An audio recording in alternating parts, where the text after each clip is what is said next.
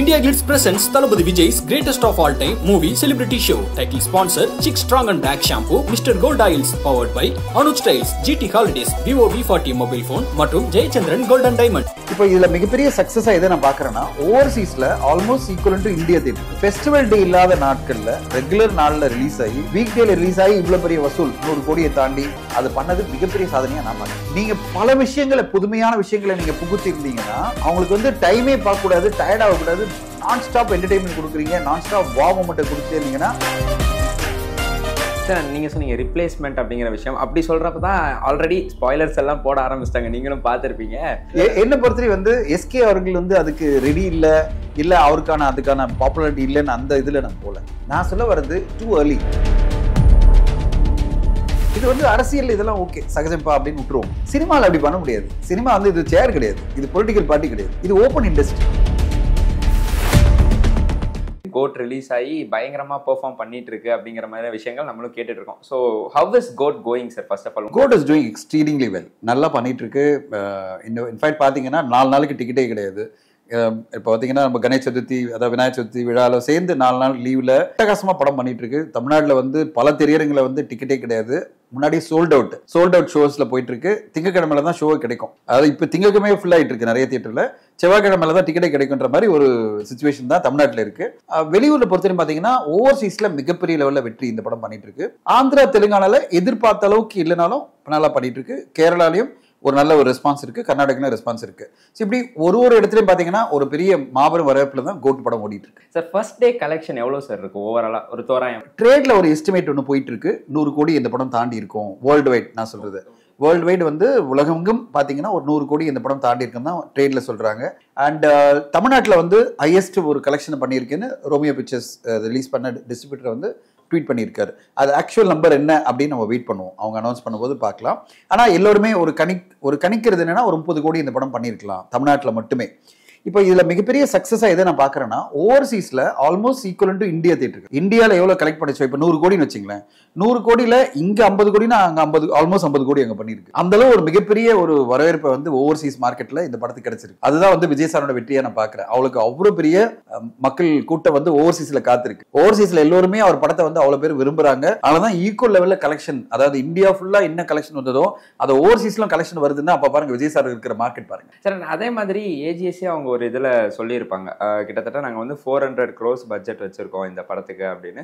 So ப்ரொடக்ஷனுக்கு இது ஒரு ப்ராஃபிட்டபிளான படமா அமையுமா? அவங்களே சொல்லியிருக்காங்களே, அது நீங்க பட்ஜெட் மட்டும் இல்லை, அவங்க ப்ராஃபிட்னு சொன்னாங்க, நம்பர் சொல்லல.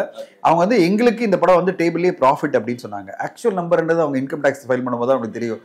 அதை வந்து ஓப்பனா சொல்லணும்னு அவசியம் இல்லை. ஆனா ஒரு டேபிள்லயே இந்த படம் ஒரு ப்ராஃபிட்டபிளான படம்ன்றது ட்ரேட்ல எல்லாருக்குமே தெரியும். அதாவது அப்ராக்சிமேட்டா தெரியும். அது ஆக்சுவல் நம்பர்ன்றது ஏஜிஎஸ் தான் தெரியும். அவங்களே இன்டர்வியூலே சொல்லிட்டாங்க, எங்களுக்கு ஒரு சக்சஸ்ஃபுல்லான படம், டேபிள்லேயே ப்ராஃபிட் கொடுத்த படம். நிறைய டெரிட்டரியில் அவங்க ஓன் ரிலீஸ் பண்ணியிருக்காங்க. காரணம்னா அந்த அளவு அந்த படத்து மேல நம்பிக்கை இருக்கு, கோட் மேல. இந்த படம் பெரிய வசூல் பண்ணும்போது நம்மளுக்கு இன்னும் ப்ராஃபிட் இன்க்ரீஸ் ஆகுன்ற நம்பிக்கையில தான் அவங்க வந்து ஓன் ரிலீஸே பண்ணியிருக்காங்க. வெயிட் பண்ணி பார்க்கலாம். ஒரு 2 வாரம் தான் நமக்கு தெரியும் எந்த அளவு ப்ராஃபிட் இன்க்ரீஸ் ஆயிருக்கு அவங்களுக்கு அப்படின்னு. அப்பதான் நமக்கு தெரியும். சார் இப்போ மற்ற விஜய் சார் படங்கள் நம்ம பாக்குறப்பவும் இந்த படம் பாடுறது, இந்த படம் எப்படிப்பட்ட ஒரு வெற்றி படமா அமையும் இருக்கும்னு நீங்க நினைக்கிறீங்க சார்? நம்ம வந்து ஒரு முதல் நாள் பேஸ் பண்ணி 2வது நாள் 3வது நாள்லயே நம்ம கெஸ் பண்ணிட முடியாது எந்த அளவு வசூல் சாதனையை பண்ணோம்னு. இப்போ நீங்க பாத்தீங்கன்னா கடைசியா லியோ படத்துக்கு அவங்க அனௌன்ஸ் பண்ணது 560 கோடி அப்படின்னு நினைக்கிறேன் போஸ்டரா. இப்போ அந்த 560 கோடியை தாண்டணும் அப்படின்னா நிறைய நம்பர்ஸ் பண்ணணும். இப்போ தமிழ்நாட்டில் மட்டுமே இந்த படம் 200 கோடி பண்ணணும், ஓகேங்களா? அதே மாதிரி ஆந்திராவில் கிட்டத்தட்ட 40-50 கோடி பண்ணணும், கேரளாவில் 40-50 கோடி பண்ணணும், கர்நாடகாவில் 40-50 கோடி பண்ணி நார்த் இந்தியாவில் பண்ணணும், பிளஸ் ஓவர்சீஸில் பண்ணணும். இவ்வளோலாம் பண்ணாதான் 560 கோடி வரும். ஆனா இதுல நார்த் இந்தியான்றது மிகப்பெரிய ஒரு பிரச்சனை நம்மளுக்கு இருக்கு. என்னன்னா இந்த படம் தமிழ் தெலுங்குல தான் நார்த் இந்தியாவில் ரிலீஸ் ஆயிருக்கு, இந்தி வெர்ஷன் ரிலீஸ் ஆகல. இந்தி வெர்ஷன் எங்க ரிலீஸ் ஆயிருக்குன்னா சிங்கிள் ஸ்கிரீன் மட்டும் தான் ரிலீஸ் ஆயிருக்கு. அதனுடைய கான்ட்ரிபியூஷன் வந்து இந்தி ரெவன்யூல ரொம்ப கம்மி. காரணம் என்ன, அங்க மல்டிபிளெக்ஸ் எல்லாம் எப்படின்னா ஓடிடியில எத்தனை வாரத்துல நீங்க கொண்டு வரீங்களோ அந்த விண்டோ பொறுத்து தான் அவங்க வந்து ரிலீஸ் அலோ பண்ணுவாங்க. இந்த படம் வந்து 4 வாரத்துல வருதுன்னு அவங்க என்ன சொல்லிட்டாங்க, மல்டிபிளெக்ஸ் எல்லாம் நாங்க ரிலீஸ் பண்ண மாட்டேன்னு சொல்லிட்டாங்க இந்தி வெர்ஷன்ல. இப்போ இந்தி வெர்ஷன் ரிலீஸ் ஆகல. இந்தி வெர்ஷன் வந்து சிங்கிள் ஸ்கிரீன்ல தான் ரிலீஸ் ஆயிருக்கு, மல்டிபிளெக்ஸ் ரிலீஸ் ஆகல. மல்டிபிளெக்ஸ் மட்டும் தான் உங்களுக்கு வந்து 60% ரெவென்யூ கொண்டு வரும். நான் உங்ககிட்ட கேட்கணும்னு நினைச்சேன். மேமே ஒரு இதுல சொல்லியிருப்பாங்க, ஆக்சுவலி 6000 ஸ்கிரீன்ஸ் பிளான் பண்றோம், 5800 அண்ட் 1200 வந்து நார்த் இந்தியால மல்டிபிளெக்ஸ். அது ஒரு லாஸா இருக்குமா சார்? கண்டிப்பா இல்ல. இப்போ இது வந்து ஒரு பேன் இண்டியா படம். இதுல இருக்கிற ஆர்டிஸ்டும் சரி, மேக்கிங்கும் சரி, ஒரு இன்டர்நேஷனல் படமா தானே எடுத்திருக்காங்க. இப்போ எடுத்திருக்கிற ஸ்டோரி பாத்தீங்கன்னா அது வந்து தமிழ் ஸ்டோரி இல்லை, அது வந்து எல்லா ஊருக்கும் கனெக்ட் ஆகிற ஒரு ஸ்டோரி. அங்கே மல்டிப்ளெக்ஸ் ரிலீஸ் ஆகணும்னா என்ன பண்ணுறது? இந்தி வெர்ஷன், நான் சொல்ல தமிழ் வெர்ஷன் ரிலீஸ் ஆயிருக்கு. பட் தமிழ் வெர்ஷனே நார்த் இந்தியன் பார்க்க மாட்டாங்கல்ல. அப்போ நம்ம தமிழ் படத்தை தான் பார்ப்போம், நம்ம ஹிந்தி படத்தை பார்க்க மாட்டோம்னா அவங்க எதுக்கு தமிழ் படத்தை பார்க்கணும்? தமிழில் வெளிவந்த சப்டைட்டில் வெர்ஷனை போய் பார்க்க மாட்டாங்க. ரெண்டாவது வந்து சிங்கிள் ஸ்க்ரீனில் போய் பார்க்க மாட்டாங்க. சிங்கிள் ஸ்க்ரீன் அங்கே ரொம்ப கம்மி, எல்லாமே மல்டிப்ளெக்ஸ் தான். எல்லா மல்டிப்ளெக்ஸ் சேர்ந்து என்ன சொல்கிறாங்க, 8 வீக்ஸ் நீங்கள், அதாவது 8 வாரங்கள் ஓடிடி நீங்கள் விண்டோ சைன் பண்ணால் மட்டும்தான் நாங்கள் வந்து ஓடிடியில் இதில் மல்டிப்ளெக்ஸில் போடுவோம்னு சொல்லிட்டாங்க. இப்போ இந்த படத்துக்கு அக்ரிமெண்ட் அப்படி இல்லாத பட்சத்தில் அவங்க என்ன சொல்லிட்டாங்க, இல்லை எங்களால் போட முடியாதுன்னு மல்டிப்ளெக்ஸில் ரிலீஸ் ஆகல ஹிந்தி வெர்ஷனு. அப்போ ஆட்டோமேட்டிக்காக ஒரு மிகப்பெரிய ரெவென்யூ நம்மளுக்கு குறையுது, அந்த இடத்துல நம்மளுக்கு மார்க்கெட் குறையுது. ஸோ அதனால் நார்த் இந்தியா பெருசாக இந்த படத்துக்கு சப்போர்ட் இருக்காது in terms of box office வசூல். நார்த் இந்தியா நான் சொல்றது மல்டிப்ளெக்ஸ் ஹிந்தி வெர்ஷன். அப்போ நம்ம தமிழ் வெர்ஷன் தான் நம்பி இருக்கோம், தமிழ் அண்ட் தெலுங்கு வெர்ஷன் தான் நம்பி இருக்கோம். நம்ம தமிழ் தெலுங்கு வெர்ஷன்ல எவ்வளவு நம்ம கலெக்ஷன் எடுக்க முடியும்? அப்போ எந்த அளவு கம்பேரிசனா லியோட தான் நீங்க கம்பேர் பண்ணணும். இந்த லியோ நம்பரை பண்ணுமா அப்படின்றது ஒரு வாரம் கழிச்சு தான் நம்ம சொல்ல முடியும். இப்போ 560 கோடி அதை பண்ணியிருக்குன்னா அதை தாண்டுமா இல்லை அதை ஈக்குவலா பண்ணுமா, இதெல்லாம் நம்ம வந்து ஒரு வாரம் கழிச்சு தான் சொல்ல முடியும். ஏன்னா ஒரு வாரம் சஸ்டெயின் ஆகிற பொறுத்து ஆந்திரா தெலுங்கானால எப்படி பண்ணுது. ஏன்னா லியோ வந்து ஆந்திரா தெலுங்கானால பிரமாதமா பண்ணுச்சு, கேரளால டாப் ரெக்கார்ட் பண்ணுச்சு, 60 கோடி பண்ணுச்சு கலெக்ஷன். இதெல்லாம் இந்த படம் அச்சீவ் பண்ணாதான் நம்மளால அதை சொல்ல முடியும். அதே லெவல்ல இந்த படம் வந்து லியோ பீட் பண்ணணும், அதை வெயிட் பண்ணி தான். ஆக்சுவலி நம்ம பாக்ஸ் ஆஃபீஸ் சைடை தாண்டி லியோக்கு ஒரு ஓப்பனிங் இருந்தது சார். அந்த ஓப்பனிங் வந்து நம்ம இது வரைக்கும் தளபதி சாரோட கெரியர்லேயே தி பெஸ்ட் அப்படின்னு நம்ம சொல்லிடணும். இந்த மாதிரியான ஓப்பனிங் வந்து பார்த்ததில்ல. ஆனால் அந்த ஓப்பனிங்கை வந்து கோட் உடச்சிருச்சு, மேசிவ் ஓப்பனிங். ஆக்சுவலி நாங்கள் நேரில் போயிருந்தோம் பெங்களூருக்கு, 4 AM ஷோ சார், நீங்கள் உங்களுக்கே தெரிஞ்சிருக்கும் கண்டிப்பாக. ஸோ அதுவே வந்து பயங்கரமாக கொண்டாடுறாங்க. ஸோ அவரோட மார்க்கெட் வேல்யூ வந்து வேற ஏதோ ஒரு லெவலில் ஏறி இருக்கு, பயங்கரமான ஒரு லெவலில். அதை எப்படி அது விஜய் சாருக்கு படத்துக்கு பயங்கரமாக தான் போயிட்டு இருக்கு. இப்போ நீங்கள் பார்த்தீங்கன்னா அதுக்கு வரையும் லியோ படத்து வரையும் அவருடைய டர்ன் ஓவர் பார்த்தீங்கன்னு வச்சுங்களேன், பாக்ஸ் ஆஃபீஸ் வசூலில் 300-350 கோடி தான் அவருடைய படங்கள் பண்ணுச்சு. லியோ தான் முதல் முறையாக 500 கோடியை தாண்டி பண்ணுச்சு. அப்போ அவரோட மார்க்கெட் எக்ஸ்பேண்ட் ஆகிட்டே இருக்கு. அதோட அடுத்த கட்டமாக அடுத்தடுத்த படம் இருக்குல்ல. அடுத்ததாக இன்னொரு முக்கியமான விஷயம் என்னன்னா, அவர் இன்னொரு படத்தோட முடிச்சுக்கிறான்னு வரும்போது ஆடியன்ஸ்க்கெல்லாம் ஒரு ஏக்கம் இருக்குல்ல, அவரை திரையரங்களை பார்க்கணும், அவர் படத்தை பார்க்கணும்னு ஒரு எதிர்பார்ப்பு இருக்குல்ல. இப்போ எனக்கே என்னன்னா, ஐயோ இந்த படத்தை பார்த்து முடிச்ச பிறகு ஐயோ என்னடா இது அடுத்த படத்தோட முடிச்சுடுவாரு, எப்படி இந்த மாதிரி ஒரு கேலப்பிங்கான ஒரு மார்க்கெட்டை நம்ம பார்க்க போறோம். ஏன்னா விஜய் சார் படம் வரும்போது நம்ம செலிப்ரேட் பண்ணி திரையரங்களை பார்த்து கொண்டாடின அந்த நாட்கள் மிஸ் பண்ண போறோமே அப்படின்ற ஒரு எண்ணம் தான் வருது. ஸோ அது ஆடியன்ஸ் மத்தியில் இருக்கிற ஒரு தாக்கம் ஒன்று இருக்கு. அதனால எல்லாருமே திரையரங்கு வந்து விஜய் சார் படம்னாலே பார்த்துருவாங்க. ஒரு முக்கியமான விஷயம் பார்க்கணும், நேற்று வந்து இந்த படம் ரிலீஸ் ஆகும்போது வந்து நார்மல் டே, அது ஒர்க்கிங் டே, ஃபெஸ்டிவல் டே கிடையாது. இதே ஃபெஸ்டிவல் டே ஹாலிடே இருந்ததுன்னா என்ன மாதிரி இருந்திருக்கும் கலெக்ஷன்? இன்னும் பிரமாதமா இருந்திருக்கும். நான் சொல்றது வேர்ல்டு வைட். ஆனா ஒரு ஃபெஸ்டிவல் டே இல்லாத நாட்கள்ல ரெகுலர் நாள்ல ரிலீஸ் ஆகி வீக் டே சொல்லுவாங்க, வீக் டேல ரிலீஸ் ஆகி இவ்வளவு பெரிய வசூல் 100 கோடியை தாண்டி மிகப்பெரிய சாதனையா நான் பாக்குறேன். சார் நீங்களே சொன்ன மாதிரி சார் வந்து அவ்வளவு கிட்டத்தட்ட இது கடைசி படம் நம்ம கண்டிப்பா சொல்லலாம். இதுக்கப்புறம் சார் பாலிடிக்ஸ் போக போறேங்கிறது ஒரு பக்கம் சொல்லியிருந்தாலுமே ப்ரொடியூசர்ஸுக்கும் சரி, தமிழ் சினிமா இண்டஸ்ட்ரிக்கும் சரி, தேட்டருக்கும் அவங்க தேட்டர் ஓனர்ஸ்க்கும் சரி எவ்வளவு பெரிய லாஸா சார் இருக்கும் விஜய் சார் நடிக்காது? இண்டஸ்ட்ரி லாஸ் இல்லை. இப்போ நீங்கள் பார்த்தீங்கன்னா ஒரு 560 கோடி ரூபாய் டர்ன் ஓவர் கொண்டு வந்து கொடுக்குது ஒரு படம். இப்போ நம்ம லியோ எடுத்துங்களேன், இந்த படமும் அதே பண்ணது வச்சுங்க. ஒரு வருஷத்துல இந்த இண்டஸ்ட்ரி வந்து 3000 கோடி டர்ன் ஓவர் பண்ணதுன்னா 560 கோடி டர்ன் ஓவர் கால் இல்லை. இதை ஃபில் பண்ணணும்னா இன்னொரு ஆர்டிஸ்டினுடைய படம் அந்த அளவு பண்ணணும், கரெக்டுங்களா? அவ்வளோ ஈஸி கிடையாது, அவ்வளோ ஈஸியாக ஃபில் பண்ண முடியாது. இல் டேக் டைம். இன்னொரு 3-4 வருஷத்துல அந்த மாதிரி இன்னொரு ஆர்டிஸ்ட் எமர்ஜ் ஆகி, அதாவது இப்போ இருக்கிற ஆர்டிஸ்ட்லேயே ஒருத்தர் வந்து அந்த லெவலுக்கு வந்து 4-5 வருஷத்துல அதே அளவு டர்ன் ஓவர் பண்ணால் மட்டும்தான் ரீப்ளேஸ்ன்னு சொல்ல முடியும். அது வரையும் அந்த கேப் இருந்துகிட்டே இருக்கும். ஓகேங்களா? ஒரு நடிகர் வந்து ஒரு மிகப்பெரிய தாக்கத்தை ஏற்படுத்தி வசூல்களை கொண்டு வரும்போது அந்த வசூலை இன்னொரு நடிகர் ஜஸ்ட் லைக் ரீப்ளேஸ் பண்ண முடியாது. இல் டேக் டைம். ஸோ அதனால எல்லாருமே தமிழ் சினிமாவில் இருக்கிற ப்ரொடியூசர்ஸ் சரி, டிஸ்ட்ரிபியூட்டர்ஸ், எக்ஸிபிட்டர்ஸ், திரையரங்கு உரிமையாளர் எல்லாருமே வரி பண்றதே இதுதான்.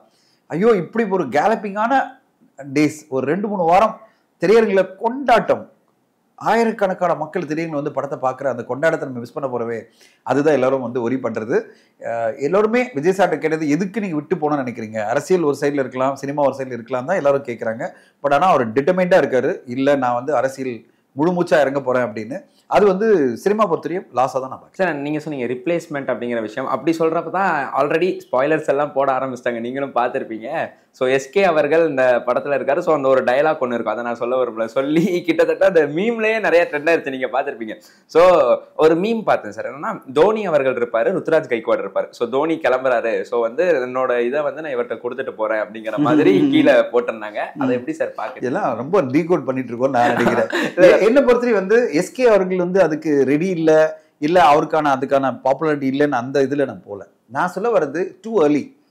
ஏன்னா ஏற்கனவே வந்து மிகப்பெரிய ஜாம்பான்கள் 2 பேரும் எப்பவுமே டாமினேட் பண்ணிட்டு இருக்காங்க. ரஜினி சாரும் கமல் சாரும் இன்னொரு 10-20 வருட காலம் அவங்க டாமினேட் பண்ணிட்டு இருப்பாங்க. அடுத்ததான் நம்ம வந்து பெரிய பெரிய நடிகர்கள் இருக்காங்க ஆல்ரெடி. நான் சொல்ல வர்றது அஜித் சார் வந்து அங்கே ஆல்ரெடி ஈக்குவல் பொசிஷனில் நிற்கிறாரு. சூர்யா சாருக்குன்னு ஒரு பெரிய மாஸ் இருக்குது. அடுத்ததான் மிகப்பெரிய நடிகர்கள் இருக்காங்க. தனுஷ் இருக்காரு. இப்போ நீங்கள் ராயன் படம் பார்த்தீங்க எவ்வளோ பெரிய ஒரு சக்ஸஸை கொண்டு வந்து கொடுத்ததுன்னு. சிம்பு அவர்களுக்குன்னு கிரேஸ் ஒன்று பெருசாக இருக்குது. இப்படி பல நடிகர்கள் மத்தியில் தான் சிவகார்த்திகேயன் அவர்களும் இருக்காரு. அப்படி இருக்கும்போது அவர் டெவலால் வந்து ரீப்ளேஸ் பண்ணிட்டாரு, இதை வந்து மீம் பண்ணிட்டு ஒரு படத்தை மூலமாக ரீப்ளேஸ் எல்லாம் பண்ண முடியாது. மக்கள் மனதில் ஒரு படத்தில் ஏதோ ஒரு குறியீட்டில் வந்ததுன்றதுக்காக மக்கள் வந்து அதை உடனே ஏற்றுப்பாங்க, அந்த பிளேஸ் கொடுப்பாங்கன்றதெல்லாம் வந்து நம்ம வந்து நம்ம இமேஜின் பண்ணுற மாதிரி எனக்கு தோணுது. அதுக்கான தகுதிகள்லாம் அவருக்கு இருக்குது, சிவகார்த்திகேயன் அவர்கள் இருக்குது. ஆனால் டைம் எடுக்கும். ஏன்னா அவருக்கு முன்னாடி பல நடிகர்கள் இருக்காங்க. அவங்களோட பிளேஸ் வந்து வெரி ஸ்ட்ராங்காக இருக்குது. கரெக்டுங்களா? அவங்க வந்து மிகப்பெரிய இதில் இருக்காங்க, மார்க்கெட்டில் இருக்காங்க. அஜித் சார் இருந்தாலும் சரி, சூர்யா சார் இருந்தாலும் சரி, நீங்கள் தனுஷா இருந்தாலும் சரி, தனுஷ்க்கு ஒரு பேன் இண்டியா லெவலில் பெரிய அப்பீல் இருக்குது. இப்படி இத்தனை பேர் நடுவில் அவர் வந்து அவங்களெல்லாம் ஓவர்டேக் பண்ணி அங்கே போய் நிற்கிறதெல்லாம் அவ்வளோ ஈஸி கிடையாது. ஜஸ்ட் பிகாஸ் நீங்கள் ஊடகங்கள்லாம் பில்டப் பண்ணி அதை குறியீடுகள்லாம் எடுத்து நீங்கள் வந்து டீகோட் பண்ணி இதை வந்து அஜித் சார் விஜய் சார் வந்து இவர் கொடுத்துட்டு போகிறார். ஏங்க இது வந்து பிளேஸ் கிடையாது, இது வந்து அரசியல் பவர் கிடையாது. இப்போ அரசியல் பவரில் அதெல்லாம் பாசிபிள். ஒரு அப்பா வந்து ரிட்டையர் ஆகும்போதோ இல்லை உடம்பு சரியில்லைன்னா மகனை வந்து நீங்கள் டேக் ஓவர் பண்ணிக்கோ, அந்த பிளேஸை நீங்கள் எடுத்துக்கோன்னா ஒரு 6 மாதம் மக்கள் மத்தியில் ஒரு சின்ன டிஸ்டர்பன்ஸ் இருக்கும். ஆனால் அது பிறகு அவங்க ஏற்றுப்பாங்க. அவர் அமைச்சராகவோ இல்லை தலைவராகவோ நிறைய பார்த்துருக்கீங்களே. இப்போ பொலிட்டிக்கல் பார்ட்டிலே பார்த்தீங்கன்னா நிறைய பொலிட்டிக்கல் தலைவர்கள் அவங்க மறையும் போது அவனோட சன் ஆட்டோமேட்டிக்காக டேக் ஓவர் பண்ணுறாங்க. இப்போ நீங்கள் வந்து பாமக எடுத்து பாருங்களேன். அப்பா இருக்காரு, அப்பா வயசாகுது போது டப்புன்னு பையனுக்கு ஹேண்ட் ஓவர் பண்ணுறாரு, அன்புமணி ராமதாஸ் சாருக்கு ஹேண்ட் ஓவர் பண்ணுறாரு. இது வந்து நம்ம ஏதாவது எதிர்ச்சோமா? இது வந்து அரசியல் இதெல்லாம் ஓகே சகஜம்பா அப்படின்னு விட்டுருவோம். சினிமாவில் அப்படி பண்ண முடியாது. சினிமா வந்து இது சேர் கிடையாது, இது பொலிட்டிக்கல் பார்ட்டி கிடையாது, இது ஓப்பன் இண்டஸ்ட்ரி. இது வந்து மக்களுடைய அக்செப்டன்ஸ் ஒன்று இருக்குது. இந்த மக்கள்லாம் அக்செப்ட் பண்ணாதான் ஒரு பிளேஸ் ஒருத்தருக்கு கிடைக்கும். ஒரு டாப் மோஸ்ட் நடிகர் அப்படின்ற பிளேஸ் வந்து மக்கள் அக்செப்ட் பண்ணும்போது தான் கிடைக்கும். மக்கள் அக்செப்ட் பண்ணுறதுக்கு டைம் எடுக்கும். ஆனால் என்ன சொல்கிறாங்கன்னா சார், மோஸ்ட்லி சிவகார்த்திகேயன் சாருமே கிட்டத்தட்ட கடைசி 3 படங்கள் 100 crore வந்தது. நம்ம ஸ்டார்டிங் ஃப்ரம் டாக்டர் எடுத்துக்கிட்டோம்னா 100 crore தான் ரொம்ப சீக்கிரம் ரீச் பண்ணிட்டாரு. ஸோ அவருக்கு எல்லா விதமான எபிலிட்டிஸ் இருக்குது. கிட்டத்தட்ட நீங்கள் சொன்ன மாதிரி சார் எல்லா விதமான எபிலிட்டிஸும் இருக்குது. ஆனால் இட் வில் டேக் டைம்ங்கிற மாதிரி சொல்கிறாங்க சார். இப்போ ஒருவேளை விஜய் சாருக்கு அப்புறம் யார் ரீப்ளேஸ் பண்ணுவாங்க சார்? Maybe too early. இப்போ நம்ம அதை சொல்ல முடியாது. ஏற்கனவே அஜித் சார் அங்கே வந்து பவர்ஃபுல்லாக இருக்காரு. அவருடைய படங்களுக்கான ஓப்பனிங்கும் சரி, கலெக்ஷனும் சரி பிரமாதமாக இருக்குது. இப்போ என்ன ஆயிடுன்னா திடீர்னு பார்த்தீங்கன்னா 2 பேர் பயங்கர டாமினேட் பண்ண பொசிஷனில் ஒருத்தர் இருப்பார், மிக பெருசாக அது அஜித் சார் இருப்பார். அடுத்து சூர்யா சாருக்குன்னு ஒரு பெரிய மார்க்கெட் இருக்குது. ஸோ இப்போ என்னன்னா அஜித் சாரும் சூர்யா சாரும் இருக்கலாம், 2 பேரும் டாப் மோஸ்ட் நடிகர்களாக இருக்கலாம். ஸோ அப்படி நிறைய வாய்ப்புகள் இருக்குல்ல. ஸோ அதில் வந்து இன்னொருத்தர் காம்படிஷனாக வரலாம், தனுஷ் அவர்கள் காம்படிஷனாக வரலாம். ஸோ இதெல்லாம் நம்ம வந்து பொறுத்திருந்து பார்க்கணும். இப்போ வந்து எந்த அளவு வந்து கங்குவா படத்தினுடைய ரீச் இருக்குல்ல, மிகப்பெரிய வசூல் சாதனை பண்ணால் அவரே அந்த பிளேஸ் போகலாம்ல. கண்டிப்பாக சார், சூர்யா சாரும் அந்த பிளேஸ் போகலாம். ஏன்னா அவர் வந்து டாப் 3ல எப்பவுமே இருக்காரு. இப்போ நீங்கள் பார்த்தீங்கன்னா விஜய் சார், அஜித் சார் பிறகு சூர்யா சார் தான் தமிழ்நாடு சினிமா இண்டஸ்ட்ரியில். அப்படி இருக்கும்போது அவருடைய பிளேஸ் ஆட்டோமேட்டிக்காக வரலாம்ல, அவருக்கு வரலாம்ல. ஏன்னா இது ஆல் அபவுட் ஒரு படம் 2 படம், அந்த ஒரு 2 படத்துலேயே வந்து மார்க்கெட் சிச்சுவேஷன் மாறலாம்ல. வெயிட் பண்ணி பார்ப்போம் சார். அதே மாதிரி எந்த ஒரு படமா இருந்தாலும் மக்களுக்கு ஒரு தாட் இருக்கும் சார். 3 மணி நேரமா ஐயோ எப்படி போய் பார்க்க போறோம், என்னெல்லாம் பண்ணி வச்சிருக்காங்கன்னு தெரியலங்கிற மாதிரியான தாட்ஸ். விஜய் சாரோட நம்ம முன்ன படங்கள் கூட எடுத்துக்கலாம், நண்பனா இருக்கட்டும், பிகிலா இருக்கட்டும், மெர்சலா இருக்கட்டும். இதுக்கு வந்து கலெக்ஷன் வைஸ் அது நல்லா பண்ணியிருந்தாலுமே ஒரு சில மிக்ஸ் ரிவ்யூஸ் அங்கங்க வந்தது. ஆனா இந்த படத்தை பாக்குறப்போ ஆடியன்ஸ் ரெஸ்பான்ஸ் எப்படி இருந்ததுன்னு நீங்க நினைக்கிறீங்க சார்? 3 மணி நேரம் வந்து ஒரு ஆடியன்ஸை டயர் பண்ணுதுன்றது நான் ஒத்துக்கல. டயர்டு பண்ணிடுது. என்ன காரணம்னா நீங்க வந்து மொத்தமா எடுக்கணும். அவங்க வந்து ஒரு 1/2 hour முன்னாடியே கிளம்பி அதுக்காக உள்ள போய் அது பிறகு 3 மணி நேரம் 3 நிமிஷம் நடுவில் இருந்து பிரேக் ஒரு 20 நிமிஷம் டோட்டலாக எடுத்து பார்த்தீங்கன்னா 4 மணி நேரம் போயிடுது. ஒரு திரைப்படத்துக்கு 4 மணி நேரம்ன்றது அது பிறகு வீட்டுக்கு திரும்பி வரதுக்கு ஒரு 1/2 hour, ஒரு 5 மணி நேரம் ஒரு சினிமாக்காக ஒருத்தர் இன்வெஸ்ட் பண்ணுறது மிகப்பெரிய ஒரு டியூரேஷனாக மாறுது. ஜென்ரலாகவே நம்முடைய ஒரு எதிர்பார்ப்பு என்னன்னா படப்படப்படம் படம் முடிஞ்சிடணும், 2 மணி நேரத்தில் முடிஞ்சிடணும், 2.25 மணி நேரத்தில் படம் முடியணும். இதுதான் மக்களுடைய மேக்சிமம் எதிர்பார்ப்பு. இப்போ மகாராஜா படம்லாம் எவ்வளோ பெரிய டியூரேஷன் இருந்தது. இப்போ நீங்கள் எடுத்து பாருங்களேன், இன்னைக்கு வரையும் ஐகானிக் படமாக பேசப்படுற படங்கள்லாம் எடுத்தீங்கன்னா அவ்வளோ பெரிய டியூரேஷன்லாம் கிடையாது. அதனால ஏன் ஷார்ட்டாக நீங்கள் சொல்லக்கூடாது அப்படின்றது ஜென்ரலாகவே ஆடியன்ஸ் மத்தியில் இருக்கிற ஒரு எதிர்பார்ப்பு. அடுத்ததா 3 மணி நேர படங்கள் எல்லாமே வெற்றி அடைஞ்சது இந்த பிரச்சனை வராது. ஆனால் சில படங்கள் வெற்றி அடைஞ்சிருக்கு. அதனால நம்ம வந்து அப்படி சொல்ல முடியாது. 3 மணி நேர படத்தில் நீங்கள் பார்த்தீங்கன்னா நம்ம RRR 3 மணி நேரம் படம் தான், KGF 2 3 மணி நேரம் படம் தான், ஓகே பாகுபலி 2 3 மணி நேரம் படம் தான். அதெல்லாம் வெற்றி அடைஞ்சிருக்கா இல்லையா? அதனால 3 மணி நேரம் படம் என்பது ஆடியன்ஸை கஷ்டப்படுத்தலாம் நான் சொல்ல மாட்டேன். நீங்க பல விஷயங்களை, புதுமையான விஷயங்களை நீங்க புகுத்தி இருந்தீங்கன்னா அவங்களுக்கு வந்து டைமே பார்க்க கூடாது, டயர்ட் ஆகக்கூடாது, நான் ஸ்டாப் என்டர்டைன்மெண்ட் கொடுக்குறீங்க, நான் ஸ்டாப் வா மூமெண்ட்டை கொடுத்துட்டே இருந்தீங்கன்னா 3 மணி நேரம்ன்றது அவங்கள டயர்ட் பண்ணாது. எப்பன்னா ஒரு படத்துல நிறைய தொய்வுகள் இருந்து வச்சுங்களேன், தொய்வுகள் அதாவது டிப் ஆகிட்டே இருந்து வச்சுங்க, படம் வந்து டிப் ஆகிட்டே போயிட்டு இருக்கும்போது ஆடியன்ஸ்க்கு டயர்ட் ஆகிடும். ஏன்னா அவன் டிப் பண்ணிட்டீங்க வச்சுங்களேன், ஒரு இடத்துல வந்து உட்காந்துட்டேப்பா கதைக்கு வாப்பா சீக்கிரமா படத்தை முடிப்பா டயர்ட் ஆகுது எனக்கு அப்படின்ற மூடுக்கு கொண்டு போகக்கூடாது. கோட் படத்துல அப்படிலாம் எனக்கு தோணல. கோட் படம் நான் பார்க்கும்போது எனக்கு அப்படிலாம் டிப் ஆகல. நான் சொல்றது ஜென்ரலா நீங்க கேட்கிற கேள்விக்கு பதில் சொல்றேன். ஒரு இந்தியன் 2 எதிர்பார்ப்பு இது சொல்லலாம், எக்ஸாம்பிளா சொல்லலாம். 3 மணி நேரம் படம் நிறைய பேரை டயர்ட் பண்ணிடுச்சு. இந்த படத்துல பல கேமியோக்கள், பல புதுமையான சின்ன சின்ன விஷயங்கள்லாம் வரும்போது 3 மணி நேரம் போனது தெரியல. அதனால வந்து அந்த பிரச்சனை இந்த படத்துக்கு இல்லை. ஆனா அந்த 3 மணி நேரத்துல என்ன புதுமையான விஷயங்கள் நம்ம வந்து அப்பீல் பண்ணுச்சு, கதையா ஓவராலா அந்த கான்ஃபிளிக்ட் எப்படி ஒர்க் ஆச்சு, இதெல்லாம் பல கேள்விகள் இருக்கு ஆடியன்ஸ்க்கு. அதை வந்து எந்த அளவு மக்கள் வந்து ரெஸ்பாண்ட் பண்றாங்கன்றது பொறுத்து பார்க்கணும். ஆக்சுவலி நீங்க சொன்ன மாதிரி சார், அந்த டிப்பா ஒரு விஷயம் அது ஆக்சுவலி சூப்பரான ஒரு விஷயம். ஒரு படம் வந்து எவ்வளவு எங்கேஜிங்கா இருக்கோ அவ்வளவு என்டர்டெய்னிங்கா ஆடியன்ஸ்க்கு இருக்குங்கிறது உண்மை. அதாவது இந்த கோட் படம் FDFSக்கு அப்புறம் வந்து நிறைய நீங்க சோஷியல் மீடியாஸ்ல நிறைய வந்துட்டு இருந்தது. ஒரு தரப்பினர் என்ன சொல்றாங்கன்னா, கேமியோஸ் வச்சு மட்டுமே இந்த படத்தை வந்து ஓட்டியிருக்காங்க. இந்த படம் வந்து எங்கெங்கெல்லாம் டவுன் ஆகுதோ அதை வச்சு மட்டுமே, கேமியோஸை வச்சு மட்டுமே இந்த படத்தை ஹைப் பண்ணியிருக்காங்கன்னு ஒரு தரப்பினர் வந்து சொல்லிட்டு இருக்காங்க. இன்னொரு தரப்பினர் நம்ம பார்த்தோம்னா, படத்துல கூஸ்பம் சீன் இருக்கலாம், படமே கூஸ்பம்பா இருக்கலாமா அப்படிங்கிற மாதிரி ஒரு ஸ்டேட்மெண்ட் இருக்கு. இந்த 2 ஸ்டேட்மெண்ட்ல நீங்க எதை சார் அக்செப்ட் பண்ணுவீங்க? நான் வந்து எனக்கு படத்துல விஜய் சார் வந்து ஒரு கூஸ்பம்பா இருந்தது. அதுதான் எனக்கு இந்த படம் ஃபுல்லாவே. அவரை 2 கேரக்டரா பார்த்து எனக்கு வந்து விஜய் சாரை எல்லா பரிமாணங்களும் இந்த படத்துல பார்த்தேன். எல்லா பரிமாணம் அப்படின்னா நடிப்பினுடைய எல்லா பரிமாணம் சொல்லுவாங்க. ஒரு சிவாஜி சார்னா ஒரு படத்துல அவர் எல்லாமே பண்ணுவார். அந்த மாதிரி இந்த படத்துல மிகச்சிறந்த நடிப்பை கொடுத்துருக்காரு. அதாவது மகனை இழக்கும் போதும் சரி, அவருடைய அந்த எமோஷனல் ஃபீல் இருக்கும் பார்த்தீங்களா, அதுவும் சரி, மகனை திருப்பி பார்க்கும்போது அவன் காலில் விழுந்து டே வந்துடுறா அப்படின்னு சொல்லும் போதும் சரி, அது பிறகு அவர் பண்ற அந்த ஃபீல், மகன் தானே இதெல்லாம் பண்றான்னு வரும்போது அந்த ஒரு கோவம், அந்த ஒரு ஆதங்கம் எல்லாமே வந்து பர்ஃபெக்டா விஜய் சாருடைய அற்புதமான நடிப்பை நான் பார்த்தேன். முதல் முறையா, அதாவது நான் கத்தி படத்துல அவரை பார்த்துட்டு ரொம்ப வேந்து போய் ஒரு பார்ட்டியில் நான் பார்க்கும்போது நான் சொன்னேன், சார் உங்க நடிப்புலேயே மிகச்சிறந்த நடிப்புன்னா நான் கத்தி நடிப்புன்னு சொல்லுவேன் அப்படின்னு. அப்போ அவர் வந்து ரொம்ப சந்தோஷப்பட்டார். நான் சொன்னேன், அந்த கத்தியில நீங்க அந்த செகண்ட் கேரக்டர், அந்த கேரக்டர் இருக்கு இல்லைங்களா, ஜீவா கேரக்டர்ல அட்டகாசம் பண்ணியிருக்கீங்க சார், எனக்கு ரொம்ப பிடிச்சிருந்தது. உங்க அந்த நீங்க அழும்போது எனக்கு அழ வந்துடுச்சு அப்படின்னு நான் சொன்னேன். அதாவது உண்மையிலே வந்து அவர் அழுது பேசும்போது நம்மளுக்கு ஒரு அழ வந்துடுச்சு. மக்களுக்காக ஒருத்தர் குரல் கொடுத்து கடைசியில் அழுறான்னு சொல்லும்போது எனக்கு வந்து ரொம்ப ஃபீல் ஆச்சு சார் அப்படின்னும் போது ரொம்ப சந்தோஷப்பட்டார். சார் நான் உண்மையிலே எனக்கு ரொம்ப சந்தோஷமா இருக்கு, நீங்க அவ்வளோ எமோஷனா இருக்கீங்கன்னு. அதே மாதிரி இந்த படத்துல 2-3 இடத்துல எனக்கு எமோஷன் ஆச்சு.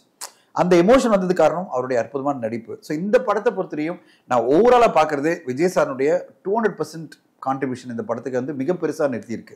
இந்த கேமியோலாம் வந்து டிப் ஆகும்போது ஏத்துனாங்க, இதெல்லாம் வந்து உங்களுடைய குறியீடுகளா இருக்கலாம், அனலிசிஸா இருக்கலாம். இல்ல மக்கள் வந்து நிறைய உட்கார்ந்து அனலைஸ் பண்ணிட்டே இருக்காங்க, டீகோட் பண்ணிட்டே இருக்காங்க. நான் இந்த டீகோட்லாம் பண்ற ஆள் கிடையாது. எனக்கு படம் என்கேஜ் பண்ணுதா, என்டர்டெயின் பண்ணுதா, நான் எதிர்பார்க்குற எல்லா எமோஷனும் கொடுக்குதா இல்லையா, அவ்வளோதான் நான் பார்ப்பேன். இந்த படத்தில் அது நிறைய விஷயங்கள் என்ன திருப்திப்படுத்துட்டு எனக்கு படமா ஃபுல்ஃபில் ஆச்சு. சரி, விஜய் சார் படம் திருப்திகரமாக இருந்தது. எனக்கு என்ன காரணம்னா, விஜய் சாரை இப்படி ஒரு எல்லா பரிமாணங்களும் ரொம்ப பார்த்து ரேராக பார்த்தேன். பீஸ்ல அப்படி நான் பார்க்கல. பீஸ்ல நம்ம எமோஷனலாக ஒரு விஷயம் நான் பார்க்கல. அதே மாதிரி நீங்கள் வந்து லியோ வரும்போது எனக்கு சில விஷயங்கள் அந்த ஒரு எமோஷனல் ஒரு 2 சீன் நல்லா இருந்தது. ஆனால் இதில் பல இடங்கள்ல எமோஷன் நல்லா இருந்தது. அவர் வந்து முருகன் பாடலை பாடிட்டு வந்து கலடா பண்ணும்போதும் சரி, ஒரு ஃபேமிலியோட ஐக்கியமாகவும் சரி, பையனை இழக்கும் போதும் சரி, பையனை திருப்பி பார்க்கும்போதும் சரி, அது பிறகு நண்பர்கள் இழுக்கும் போதும் சரி, பல இடங்கள்ல சீன்ல விஜய் சாரோட நடிப்பு அவ்வளோ அற்புதமா இருந்தது. ஸோ அப்போ ஒரு ஃபுல்ஃபில்லிங்கான நடிப்பை நம்ம ஒரு படத்துல பார்க்கணும் விஜய் சார்னா இந்த படம் ஒன் ஆஃப் த பெஸ்ட். அதனால அதுக்காக இந்த படம் பார்க்க வேண்டிய படமா நான் பார்க்குறேன் சார். அதே மாதிரி நீங்க சொன்ன மாதிரி இந்த படம் ஒரு ஃபுல் பேக்டா இருக்கும் சார். ஆக்ஷன், ரொமான்ஸ், ஹியூமர், டான்ஸ்ல அதுதான் 360 டிகிரி சொன்னல. அவர் வந்து எல்லா பரிமாணங்களும் பண்ணியிருக்காரு. காமெடி பண்ணியிருக்காரு, ஆக்ஷன் பண்ணியிருக்காரு, எமோஷன் பண்ணியிருக்காரு. அதை விட அவரோட அந்த ஆக்ஷன் சீக்வன்ஸ்லாம் அவ்வளோ அட்டகாசமா இருக்கு. இன்டர்நேஷனல் லெவல் ஆக்ஷன் சீக்வன்ஸ் பண்ணியிருக்காரு. எல்லாமே இந்த படத்தில் பண்ணியிருக்காரு. அதாவது ஒரு படத்தை எடுத்துட்டீங்கன்னா எல்லா விதமா, நான் சொன்ன மாதிரி ஒரு சிவாஜி சார் வந்து எப்படி ஒரு படத்துல எல்லா விதமான எமோஷன்ஸும் காமிப்பாரோ, அது மாதிரி இதுல விஜய் சார் பண்ணதோடு தான் நம்ம வந்து எல்லா விஷயத்திலயும் அவர் வந்து பிடிச்சி போயிடுது. அதான் சார் என்ன சொல்றாங்கன்னா, இந்த படம் ஒரு ட்ரெண்ட் செட்டரா அமையுங்கிற மாதிரி சொல்றாங்க. நீங்க எப்படி சார் பாக்குறீங்க? இது விஜய் சார் ட்ரெண்ட் செட்டரா அமையதுக்குள்ள அவர் அடுத்த படம் நடிச்சுட்டு போறேன்றாரு. நான் எதிர்பார்த்ததே விஜய் சாரோட நடிப்புல இந்த மாதிரி படங்கள் அடுத்தடுத்து வரணும். ஏன்னா விஜய் சாரை நம்ம வந்து ஒரு என்டர்டெய்னரா தான் பார்த்திருக்கோமே தவிர ஒரு பெர்ஃபார்மரா பார்க்கல. பெர்ஃபார்மர் எடுத்தீங்கன்னா அது நம்ம கமல் சார் சொல்லுவோம், பெர்ஃபார்மரா எடுத்தீங்கன்னா அது விக்ரம் சாரை சொல்லுவோம், பெர்ஃபார்மர் எடுத்தோம்னா சூர்யா சாரை சொல்லுவோம். கரெக்டுங்களா? ஆனா நம்ம வந்து விஜய் சாரை பெர்ஃபார்மரா சொல்ல மாட்டோம். கரெக்டுங்களா? நம்ம என்ன சொல்லுவோம்? என்டர்டெய்னர் அப்படிதான் சொல்லுவோம். என்டர்டெய்னர் ஏன் பெர்ஃபார்ம் பண்ணக்கூடாது? பண்ண முடியும். அதுக்கான ஸ்கோப் அமையல. கதைகள்ல அந்த ஸ்கோப் அமையல. அமையும் போது கத்தியில பண்ணாரு, அமையும் போது இதுல பண்ணாரு. நீங்க எடுத்து பாத்தீங்கன்னா விஜயகாந்த் சார் வந்து பல படங்களை என்டர்டெய்னரும் பார்த்திருக்கோம். ஆனா பெர்ஃபார்மரா நிறைய படம், நீங்க சத்ரி எடுத்துக்கிட்டாலும் சரி, ரமணா எடுத்துக்கிட்டாலும் சரி பண்ணியிருக்கோம். ரஜினி சார் பல படங்கள்ல ஒன்லி என்டர்டெய்னர் தான், பெர்ஃபார்மரா பண்ணதே இல்லை. அதாவது ஆரம்பிக்கும் போது பெர்ஃபார்மராக பண்ணியிருந்தார். அவருடைய படங்கள் பல படங்கள் வந்து பெர்ஃபார்மர். அதாவது நீங்கள் எடுத்து பார்த்தீங்கன்னா அவருடைய முள்ளு மலர் மரம்சி எங்கே கேட்டு குரல் 660 அப்படின்னு பல படங்களில் வந்து பெர்ஃபார்மராக வந்துட்டே இருந்தார். போனா ஒரு கேள்விக்குறின்னு. ஆனால் ஒரு ஸ்டேஜில் வந்து கம்ப்ளீட்டாக என்டர்டெய்னராக மாறிட்டார்.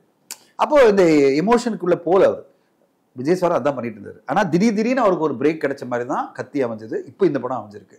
ஸோ அவர் அடுத்த கட்டமாக பண்ணதுக்குள்ளே படம் முடிஞ்சிருச்சு. அவர் கெரியரே முடிச்சுட்டு போறன்றது தான் எனக்கு வருத்தமாக இருக்கு சார். அதே மாதிரி talking most important thing sir என்ன பொறுத்தளவு. ஏன்னா இந்த படத்தோட ட்ரெய்லர் ரிலீஸ் ஆனப்போ சரி அண்ட் ஸ்பார்க் சாங் ரிலீஸ் ஆனப்போ சரி டிஏஜிங் லுக் மேலே எல்லாருக்குமே ஒரு நல்ல அபிப்பிராயம் இல்லை அப்படின்னு சொல்லலாம். ஆனால் நம்ம ஒரு ப்ரெஸ் மீட்டில் வந்து மேம் சொல்லியிருப்பாங்க, அர்ச்சனா கல்பாத்தி மேம், லோலா அப்படிங்கிற ஒரு விஎஃப்எக்ஸ் டீம் அவங்க வந்து டெட்பூல் எல்லாம் பண்ண டீமை வச்சு பண்ணியிருக்கோம். அது விஷுவல்ஸாக பார்க்குறப்போ மக்கள் அதை ஏற்றுக்கிட்டாங்களா சார்? ஏற்றுக்கிட்டாங்களா இல்லைன்னு சொல்ல ரிஜெக்ட் பண்ணலையே, யாருமே ரிஜெக்ட் பண்ணல. அது வந்து கரெக்டாக தான் இருந்தது. அந்த ஃபேஸ்க்கு வந்து கரெக்டாக அந்த சின்ன பையன் கரெக்டில். எனக்கு அதெல்லாம் விட விஜயகாந்த் சார் தான் ரொம்ப பிடிச்சிருந்தது.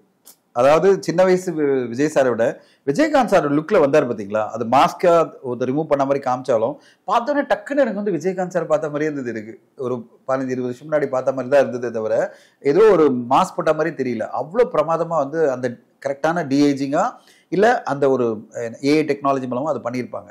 விஜயகாந்த் சாரை கொண்டு வந்திருப்பாங்க. அது பிரமாதமாக இருந்தது. இந்த டிஏஜிங்கில் அந்த கான்ட்ராஸ்டை கிளியராக எஸ்டாப்ளிஷ் பண்ணியிருந்தாங்க. ஒரு விஜய் சாருக்கும் அந்த விஜய் சாருக்கும் பார்த்தீங்கன்னா சைஸ் டிஃப்ரென்ஸ் தெரிஞ்சுதா பார்த்தீங்களா, ரொம்ப கிளியராக டிஃப்ரென்ஸ் தெரியும். இவர் வந்து கொஞ்சம் ஹைட்டாக கொஞ்சம் உடம்பாக இருப்பார், அவர் ஒல்லியாக ரொம்ப கொஞ்சம் ஹைட் கம்மியாக அழகாக காமிச்சிருப்பாங்க. அப்படி தான் இருப்பாங்க. ஒரு பையன் வந்து வளரல, 25 வயசு கூட ஆகல, அப்போ அந்த பையன் அப்படி தான் இருப்பான். 30 வயசு வரும்போது கொஞ்சம் ஈக்குவலாக வந்துடலாம். ஸோ அந்த ஏஜிங்க்கு கரெக்டாக அவங்க வந்து டிஏஜிங்கில் கரெக்டாக ப்ரெசென்ட் பண்ணியிருக்காங்க தான் நான் பார்க்குறேன். Okay sir. அதே மாதிரி நம்ம பார்த்துட்டு இருக்கிறப்போ மியூசிக் சார்ந்துமே ஒரு சில மிக்ஸ்டு ரிவ்யூஸ், நெகட்டிவ் நம்ம சொல்லுவோம், மிக்ஸ்ட் ரிவ்யூஸ் வந்துட்டு இருந்தது. நிறைய பேர் ஸ்லோ பாய்சன், யுவன் சார்னாலே ஸ்லோ பாய்சன்கிற மாதிரி சொல்லிடுறாங்க. ஆனால் விஷுவலாக பார்க்குறப்போ மக்கள் எல்லாருமே அந்த பிஜிஎம்லாம் வேற லெவல் அல்டிமேட்டாக இருக்குங்கிற மாதிரிலாம் சொன்னாங்க. ஸோ அதை நீங்கள் எப்படி சார்? எனக்கு படத்தில் அப்படியெல்லாம் தோணவே இல்லை. இது வந்து மிக்ஸ்டு அப்படிலாம் தெரியல. படத்துக்கு என்ன தேவையோ அதை யுவன் சங்கர் ராஜா கொடுத்துருக்காரு. படமாக நீங்கள் பார்க்கணும். படமாக பார்க்கும்போது பிஜிஎம் வந்து கரெக்டாக நம்மளை வந்து மொமெண்டம் என்கேஜ் பண்ணிட்டே இருக்கு. படத்துல வந்து எந்த இடத்துல டல் மூமெண்ட் இல்ல, அதுக்கான மியூசிக் அவர் கொடுத்திருக்காரு. சோ அவருடைய கான்ட்ரிபியூஷன் என்னவோ அதை அவர் கரெக்டா கொடுத்திருக்காரு தான் நான் பாக்குறேன். சோ நிறைய விஷயங்கள் உங்ககிட்ட கேட்டு தெரிஞ்சுக்கிட்டோம். உங்களோட வேல்யூபிளான டைமுக்கு அண்ட் பேஷன்ஸுக்கு மிகப்பெரிய தேங்க்ஸ் சார். ஸோ மீண்டும் ஒரு சூப்பரான வீடியோவில் உங்களை சந்திக்கும் விடைபெறுவது உங்கள் விஜே நிலையன் மற்றும் Dhananjayan sir. Thank you. India Glitz presents Thalapathy Vijay's greatest of all time movie celebrity show. Title sponsor Chick Strong and Black Shampoo, Mr. Gold Dials, powered by Anuj Styles, GT Holidays, Vivo V40 mobile phone மற்றும் Jayachandran Gold and Diamond.